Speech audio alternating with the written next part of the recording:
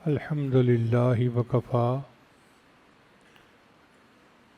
وسلام علی عبادہ الذین اصطفیٰ اما بعد اعوذ باللہ من الشیطان الرجیم بسم اللہ الرحمن الرحیم والسابقون الأولون من المہاجرین والانصار والذین تبعوہم بإحسان رضی اللہ عنہم ورضوا عنہ سبحان ربک رب العزت عما یصفون وسلام علی المرسلین والحمد للہ رب العالمین اللہم صلی علی سیدنا محمد وعلی آل سیدنا محمد وبارک وسلم۔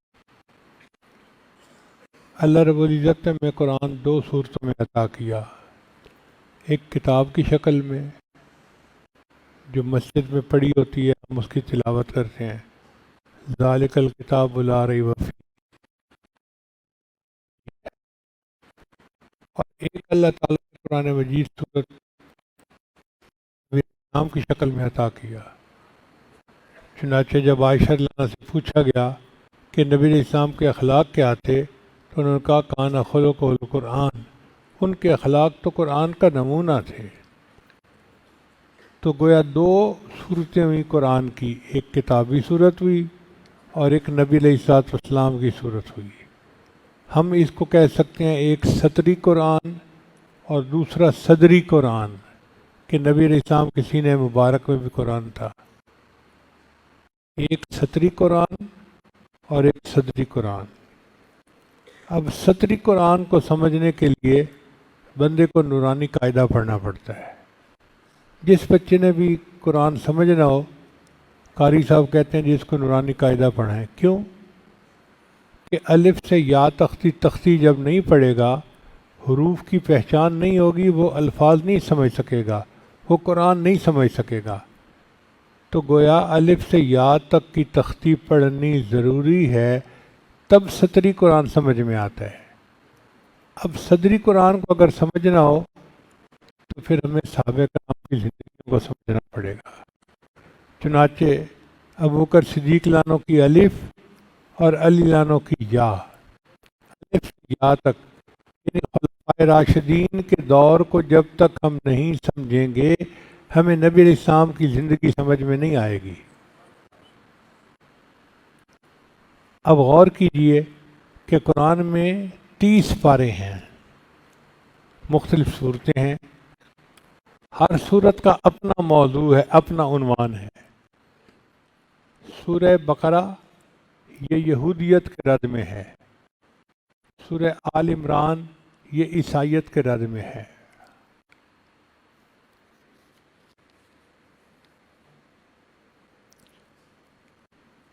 سورہ مائدہ فقہ کے مسائل بتاتی ہے،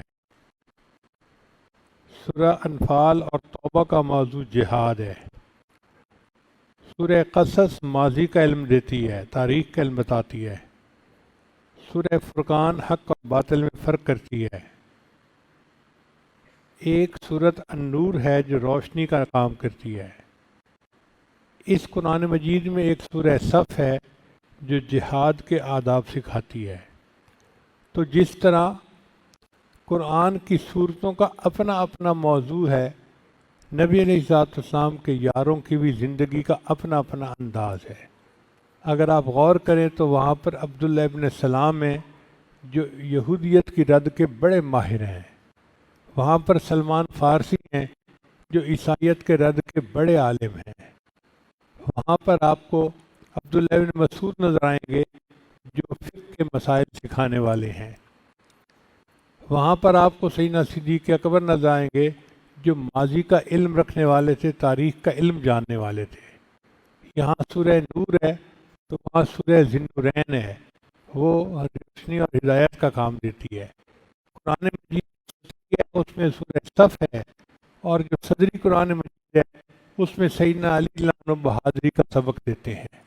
تو اس سے پتہ چلا کہ سطری قرآن سمجھ آتا ہے اپنے پاروں سے، اور صدری قرآن سمجھ میں آتا ہے اپنے یاروں سے۔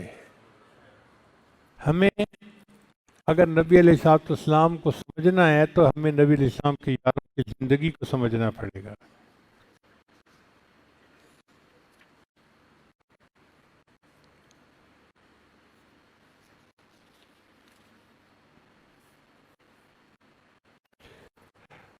قرآن مجید کے 30 پارے ہیں، جو بندہ قرآن مجید کو سمجھنا چاہے تو 30 پاروں کو سمجھنا ضروری، اور جو صدری قرآن ہے ان کے خلفائے راشدین کا دور خلافت 30 سال بنتا ہے۔ سیدنا صدیق اکبر، سیدنا عمر لانو، سیدنا عثمان غنی، سیدنا علی لانو، یہ خلفائے راشدین کا، تو 30 سالوں کو سمجھنے کے لیے صدری قرآن کی ضرورت ہے، اور نبی علیہ السلام کی مبارک زندگی کو سمجھنے کے لیے خلفائے راشدین کے 30 سالہ کو سمجھنے کی ضرورت ہے۔ جس نے 30 سالہ دور کو سمجھ لیا اس نے گویا نبی علیہ السلام کی سیرت کو اچھی طرح سمجھ لیا۔ نبی علیہ السلام نے فرمایا علیکم بسنتی وسنت خلفاء الراشدین المہدیین، تمہارے اوپر لازم ہے میری سنت پر عمل کرنا اور میرے خلفائے راشدین کی سنت پر عمل کرنا، اس لیے کہ وہ ہدایت یافتہ تھے۔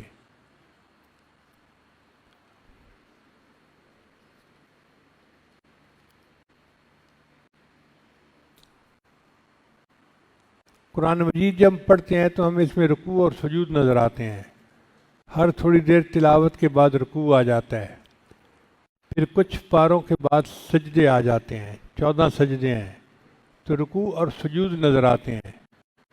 تو صدری قرآن میں رکوع اور سجود موجود ہیں، اور یہ جو صدری قرآن ہے اس کے یاروں میں بھی رکوع اور سجود ہیں۔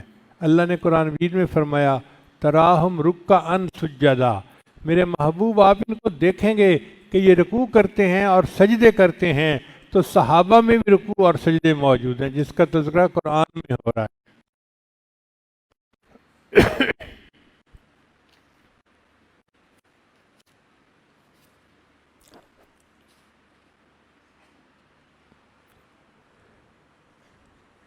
ایک اور سوال پیدا ہوتا ہے کہ جو صدری قرآن ہے اس کے لیے تو رحل موجود ہے، مسجد میں آپ نے دیکھا ہوگا رحل پڑی ہوتی ہے، حرم شریف میں رحل پڑی ہوتی ہے، تو صدری قرآن کی رحل کون سی تھی؟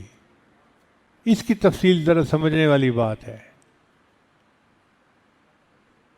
کہ صدری قرآن کی رحل سیدنا صدیق اعلان کی گود مبارک تھی، اس کو اللہ نے اس قرآن کی رحل بنا دیا تھا۔ نبی علیہ الصلوۃ والسلام کے ساتھ ابوبکر صدیق نے 2 سفر کیے، ایک سفر اعلان نبوت سے پہلے کا ہے، اس وقت ابو طالب تجارت کے لیے چلے تھے اور ان کے قافلہ میں 60 آدمی تھے، یہ مکہ سے شام جا رہے تھے تاکہ سامان تجارت بیچیں گے اور پھر وہاں سے سامان لے کر واپس آئیں گے۔ تو چچا ابو طالب نے فرمایا بھتیجے تم بھی چلو سیکھ لو کہ تجارت کیسے ہوتی ہے، تو نبی علیہ السلام بھی ساتھ چل پڑے۔ اب یہ 60 آدمیوں کا قافلہ سفر کر رہا ہے حتیٰ کہ شام کے قریب ایک جگہ پر پہنچے جہاں اکثر قافلے آ کر رکتے تھے، وہاں پانی کا انتظام تھا، درخت بھی لگے ہوئے تھے، سایہ دار جگہ تھی، تو قافلے وہاں آ کر ایک جگہ پڑاؤ ڈال دیتے تھے۔ اللہ نے مجھے اپنی زندگی میں وہ درخت دیکھنے کی اور اس جگہ پر جانے کی توفیق عطا فرمائی۔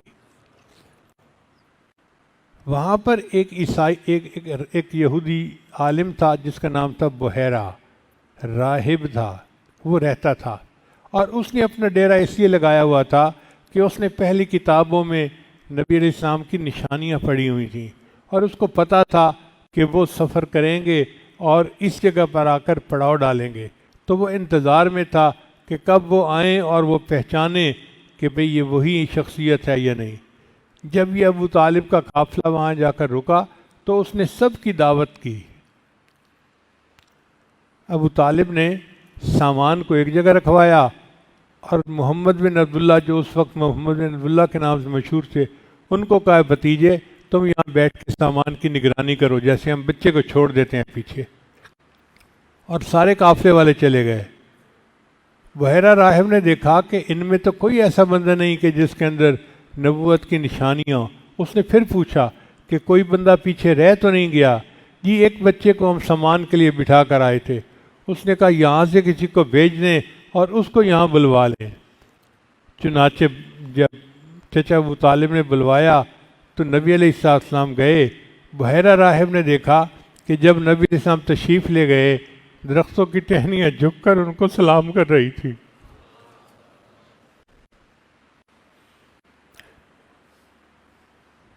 مرد حقانی کی پیشانی کا نور، کب چھپا رہتا ہے پیش ذی شعور۔ تو بحیرہ تو پہچان گیا۔ پھر اس نے پوچھا چچا ابو طالب سے کہ کیا میں کپڑا ہٹا کر اس کی پشت دیکھ سکتا ہوں؟ ان کو اجازت دے دی۔ چنانچہ اس نے جب نبی علیہ السلام کی کمر سے کرتا ہٹایا تو مہر نبوت دیکھی، تو وہ پہچان گیا کہ یہی وہ ہستی ہے جن کو اللہ تعالیٰ نبوت عطا فرمائیں گے اور یہ آخری نبی ہوں گے۔ اس نے مشورہ دیا ابو طالب کو کہ دیکھیں جہاں شام میں آپ جا رہے ہیں وہاں پر بہت علماء ہیں یہودیوں کے، وہ ان نشانیوں کو دیکھیں گے تو ان کی جان کے درپے ہو جائیں گے، تو بچے کی جان کا خطرہ ہے۔ میرا مشورہ یہ ہے کہ آگے نہ جائیں، بچے کو یہاں سے واپس چھوڑ دیں۔ اب ابو طالب تیار تو ہو گئے کہ ہم بچے کو واپس بھیجیں، مگر یہ بھی ایک مہم تھی کہ اکیلا بچہ کیسے سفر کرے گا۔ تو کسی نے کہا کہ کوئی اور بندہ ساتھ کر دو جو سمجھدار بھی ہو، بہادر بھی ہو، میچور ہو اور وہ معاملے کو سنبھالنا جانتا ہو۔ چنانچہ ایک نوجوان کو ابو طالب نے کہا کہ بھئی تم اس بچے کو لے کے واپس مکہ مکرمہ چلے جاؤ۔ آپ جانتے ہیں کہ وہ کون تھا؟ وہ تھا ابو بکر صدیق رضی اللہ تعالیٰ۔ تو سیدنا صدیق رضی اللہ عنہ کا ایک سفر تو شام کا یوں ہوا نبی السلام کے ساتھ، اور دوسرا سفر جو ہے وہ سفر ہجرت ہے۔ مشرکین مکہ مشورے کر رہے تھے کہ ہم نبی علیہ السلام کوئی ایسا بندوبست کریں کہ یہ کام ختم ہی ہو جائے۔ بعض کہتے تھے کہ ان کو قید کر لیا جائے، بعض کہتے تھے ان کو ملک بدر کر دیا جائے، بعض کہتے تھے شہید ہی کر دیا جائے۔ لیکن دارالندوہ میں جب مشورہ ہوا تو ابو جہل نے یہی بات کی کہ ہم ان کو قتل تو کر دیں لیکن عرب کے سارے جو قریش ہیں وہ ہمارے مخالف ہو جائیں گے، اور ہم اتنے بڑے قبیلے کی مخالفت برداشت نہیں کر سکتے۔ کوئی قبیلہ ایسا نہیں جو قریش کی مخالفت کو برداشت کر سکے، لہذا ہم یہ کام نہیں کر سکتے۔ چنانچہ وہ سوچنے لگے کہ ہم ان کو جان سے نہیں مار سکتے۔ ایسے موقع پر شیطان جو تھا وہ ایک بوڑھا درویش بن کر دارالندوہ چلا گیا، اور اس نے جا کے ان کو کہا کہ سنیں آپ لوگ مشورہ کر رہے ہیں۔ ابو جہل نے کہا ہاں مشورہ کر رہے ہیں، لیکن ہم یہ سمجھتے ہیں کہ ان کو جان سے مار دینا کوئی حل نہیں ہے۔ اس نے کہا میں اس کا حل بتاتا ہوں، حل یہ ہے کہ تم مختلف قبیلوں سے ایک ایک بندہ لے کے ایک لشکر تیار کرو جو 150 بندوں کا ہو، وہ ان کے گھر کا گھیرا کر لیں، اور جب یہ صبح نماز کے وقت مسجد سے نکلیں ان کو شہید کر دیا جائے۔ اب اتنے قبیلوں سے قریش لڑ نہیں سکیں گے۔ تو شیطان کا یہ مشورہ ابو جہل کو بہت پسند آ گیا، اور اس نے کہا کہ ہاں ہم اس پر عمل کر لیتے ہیں۔ چنانچہ انہوں نے اپنی پلاننگ کے مطابق ہر قبیلے کے ایک ایک دو بندے لے کے لوگ جمع کر لیے اور نبی علیہ السلام کے گھر کا پہرا دے دیا۔ نبی علیہ السلام گھر میں موجود ہیں، اور آپ کو اللہ نے وحی کے ذریعے بتلا دیا کہ باہر کفار نے گھیرا کیا ہوا ہے۔ اللہ کی شان دیکھیے، نبی علیہ السلام نے سیدنا علی اللہ عنہ کو فرمایا علی اگرچہ یہ میرے دشمن ہیں مگر ان کی کچھ امانتیں ہیں جو مجھے ان کے حوالے کرنی ہیں، میں وہ امانتیں لے کے نہیں جا سکتا، تم میرے بستر پر سو جاؤ۔ سب چادر دے دی اور کہا کہ تم صبح یہ امانتیں ان کے جو اہل ہیں ان اب یہاں اللہ کی تقسیم دیکھیے کہ اللہ نے لوگوں کی امانتیں پہنچانے کے لیے حضرت علی عنہ کو چنا اور حضرت ابوبکر صدیق کو چنا کہ ابو بکر تم میری امانت کو مکہ سے مدینہ پہنچا دینا۔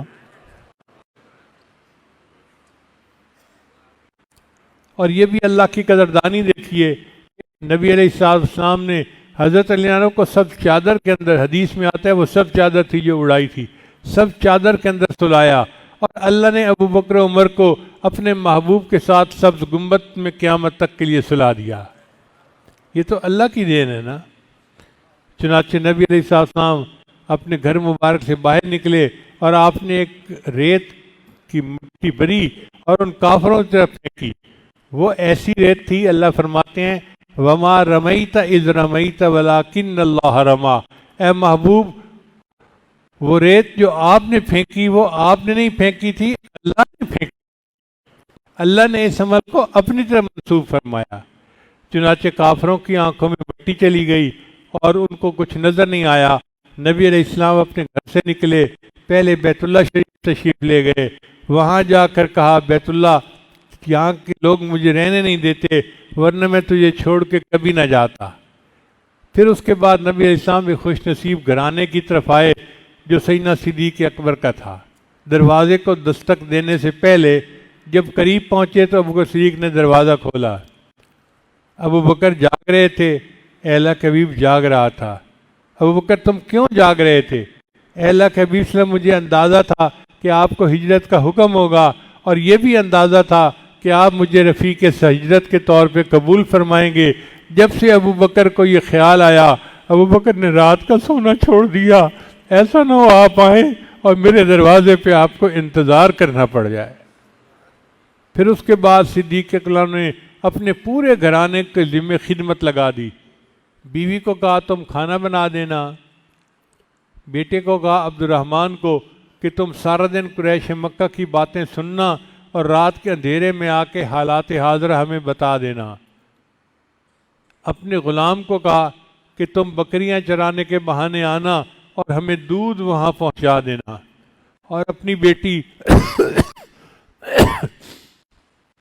سلمہ رضی اللہ تعالیٰ اسماء رضی اللہ تعالیٰ عنہ کو فرمایا جو عائشہ رضی اللہ عنہ کی بڑی بہن تھیں کہ بیٹی تم چھوٹی ہو، تم کھانا میں پہنچا دینا، کوئی تمہارے اوپر شک بھی نہیں کرے گا۔ خود بھی سفر میں ہے، بیوی بھی خدمت میں ہے، بیٹا بھی خدمت میں ہے، بیٹی بھی خدمت میں ہے، تو سارا گھرانہ خدمت کے لیے تھی۔ اب جب چلے تو نبی علیہ السلام کے ساتھ ابو بکر صدیق غار ثور تک پہنچے۔ جب غار ثور میں پہنچے تو غار کے اندر جانا تھا، مگر غار میں لگتا ہے جیسے کبھی کوئی نہیں تھا۔ تو ابو بکر صدیق نے عرض کیا اے اللہ کے حبیب صلی اللہ علیہ وسلم آپ تھوڑا انتظار فرمائیے، میں غار میں جا کر ذرا دیکھ لوں کہ کوئی نقصان دینے والی چیز تو نہیں۔ چنانچہ پہلے ابو بکر صدیق گئے اور پھر انہوں نے غار کی صفائی کی اور پھر نبی علیہ السلام گئے اور پھر اس کے بعد قرآن اترا ثانی اثنین اذ ہما فی الغار۔ اللہ نے ایک ترتیب بھی بنا دی۔ ہمارا دل بھی ایک غار کی مانند ہے، اس دل میں پہلے صدیق اکبر کی محبت آئے گی تو پھر نبی علیہ السلام کی محبت دل میں آئے گی، اور جب نبی کی محبت دل میں آئے گی تب قرآن سینوں میں آئے گا۔ اس لیے جو صحابہ کے منکر حافظ قرآن نہیں ہوتے،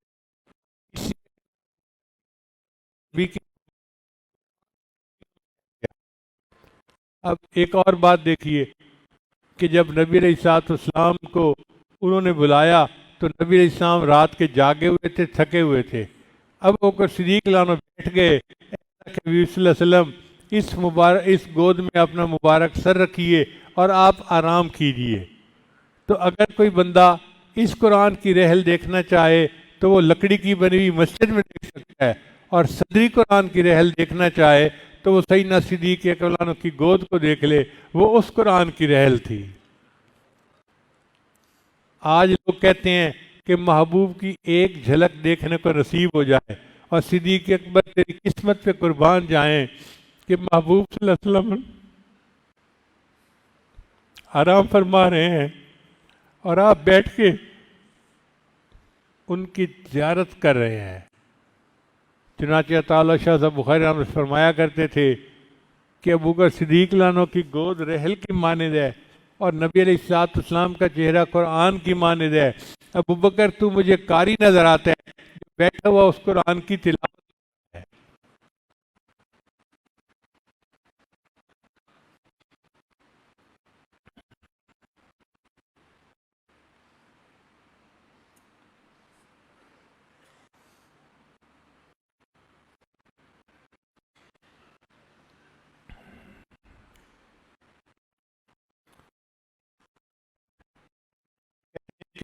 میں کو صدیق اکبر نے بند کیا پتھروں سے کہ جب صدیق اکبر نے سوچا کہ اس پر تو میں اپنا پاؤں رکھ دوں گا اور یہ سوراخ بند ہو جائے گا، چنانچہ انہوں نے اپنا پاؤں رکھ دیا اور بیٹھ کے اپنی گود میں نبی علیہ السلام کو لٹا دیا۔ دو ہی تو گودیں تھیں جن کو نبی علیہ السلام نے عظمت بخشی، ایک ابو بکر کی گود جس کو ابو بکر صدیق بنا دیا، اور ایک سیدہ عائشہ کی گود جس کو عائشہ کائنات صدیقہ کائنات بنا دیا۔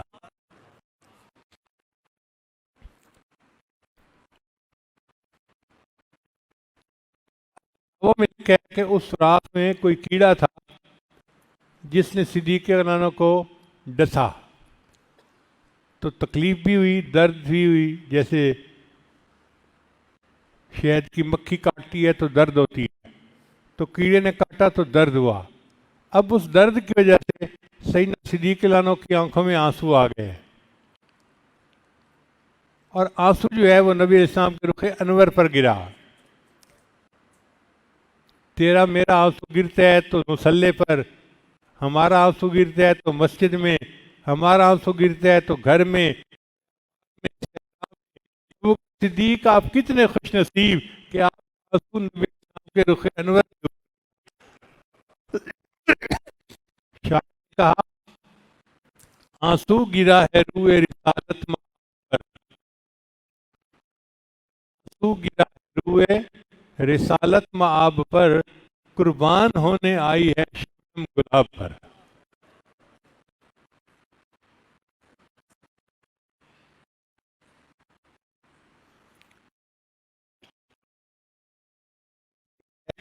اور سیدنا صدیق کے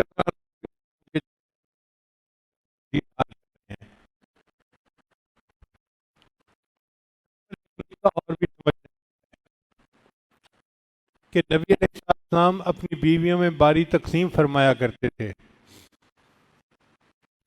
یہ تقسیم نبی علیہ السلام نے حضرت عمر نے سیکھی، اور وہ جب شام کے سفر پر اپنے دور خلافت میں نکلے، غلام کے ساتھ انہوں نے باری تقسیم کی۔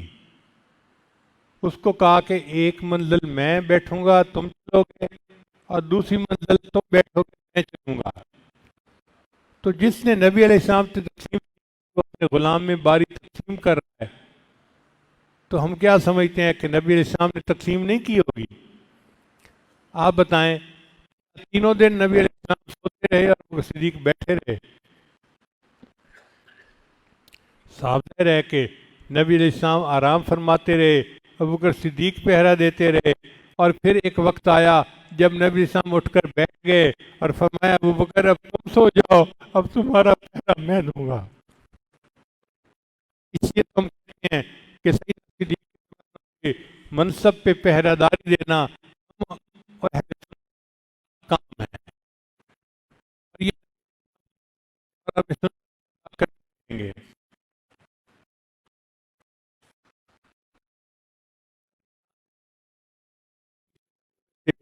وہ قدم کے نشان ڈھونڈتے ڈھونڈتے غار کے دروازے پر آ پہنچے۔ بندے نے کہا مگر اپنی قدرت سے ایک مکڑی کو کم کیا تھا، مکڑی کا جالا سب سے کمزور دیوار ہوتی ہے۔ ان اوہن البیوت لبیت العنکبوت، اللہ نے مکڑی کے جالے کے ذریعے اپنے محبوب کی حفاظت کرنے لگے کہ مکڑی کا جالا بتاتا ہے کہ یہاں تو کبھی کوئی داخل ہی نہیں ہوا، لہذا چلو واپس۔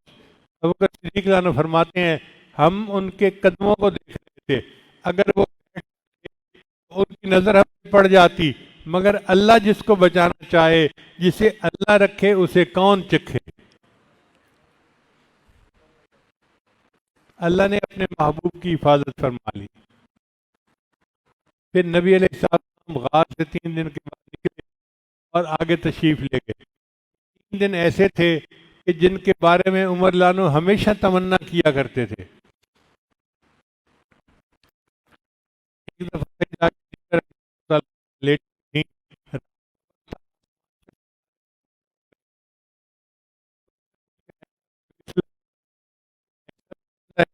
کہ جس کی ستاروں کے معنی ہوتی ہے۔ انسان نے فرمایا ہاں، تو عائشہ ذرا خاموش ہو گئی۔ عائشہ خاموش ہو گئی دیا۔ فرمایا ان کی تو غار حصار میں جو میرے ساتھ چند راتیں ہیں ان کی نیکی ہے۔ اس لیے عمر لانو کہا کرتے تھے ابو بکر میرے ساتھ سودا کر لو، میں پوری زندگی کی نیکیاں دینا چاہتا ہوں۔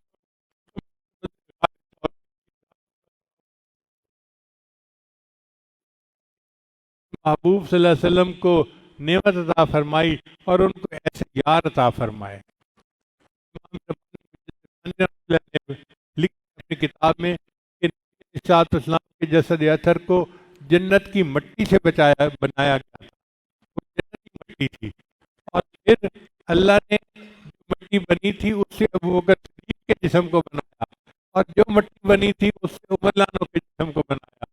اب جب وفات ہوئی جو پہنچی وہیں پہ خاک جہاں کا خبیر تھا، اللہ نے ان تین کو بتا دیا جس کے جنت ہونے کی بشارت نبی علیہ السلام نے عطا فرمائی۔ نبی علیہ السلام نے فرمایا ما بین بیتی و منبری روضۃ من ریاض الجنہ۔ سبحان اللہ، آپ اندازہ تو لگائیے ان کی شان کا کہ اللہ نے اسی دنیا میں ان کو جنت عطا فرما دی۔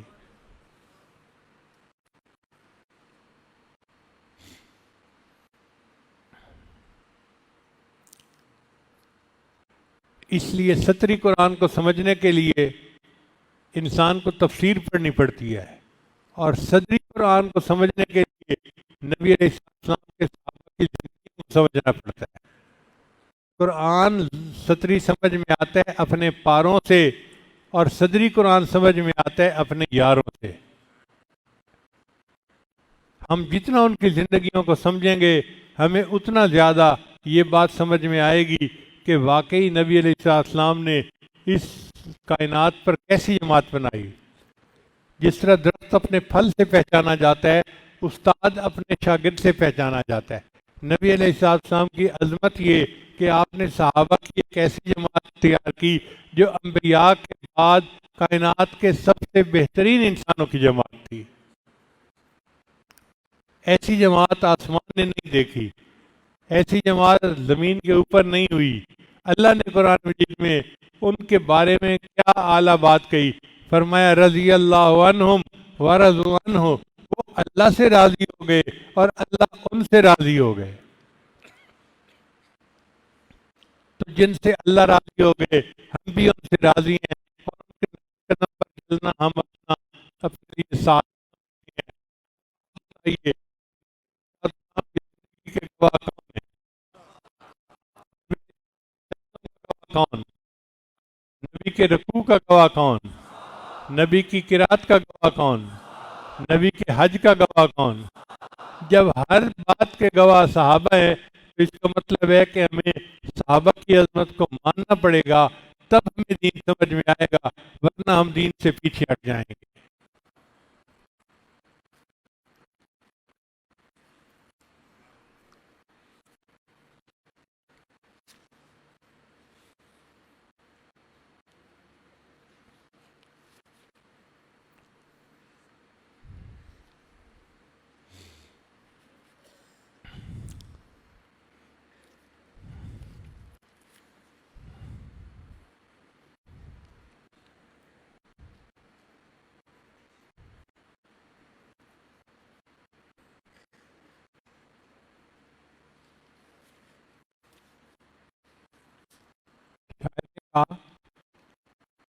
میرے پیغمبر کی ذات خوشبو، میرے پیغمبر کی بات خوشبو، جنم لڑکپن جوانی خوشبو، نبی کی ساری حیات خوشبو، صدیق خوشبو، عمر بھی خوشبو، غنی بھی خوشبو، علی بھی خوشبو، میں یوں کہوں تو غلط نہ ہوگا نبی کی ساری جماعت خوشبو، خدا کی مرضی سے سیدہ عائشہ بنی ہے نبی کی دلہن، نکاح بھی خوشبو، بیاہ بھی خوشبو، براتی خوشبو، بارات خوشبو۔ اللہ تعالی ہمیں ان خوشبودار لوگوں کی اتباع کرنے کی اور ان کے طرز عمل پر زندگی گزارنے کی توفیق عطا فرمائے۔ وآخر دعوانا ان الحمد للہ رب العالمین۔